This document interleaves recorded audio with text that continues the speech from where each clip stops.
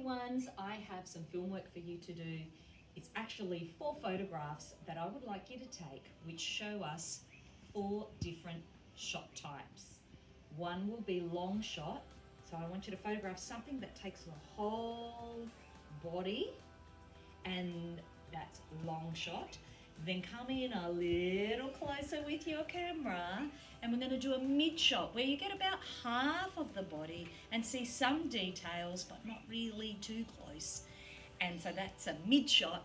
Then come even closer to a close up where you can see pretty much the head, and then an extreme close up. Come right up into my eyeball. Oh, that's scary. And that's a close up. I hope you've got those 4 instructions. You're going to get your camera and you're going to take 4 shots.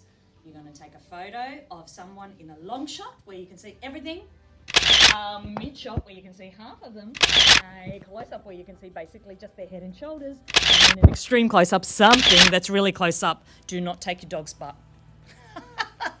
I look forward to seeing your work. You can post your 4 photos onto the Padlet for Grade 1 in Performing Arts. See you later.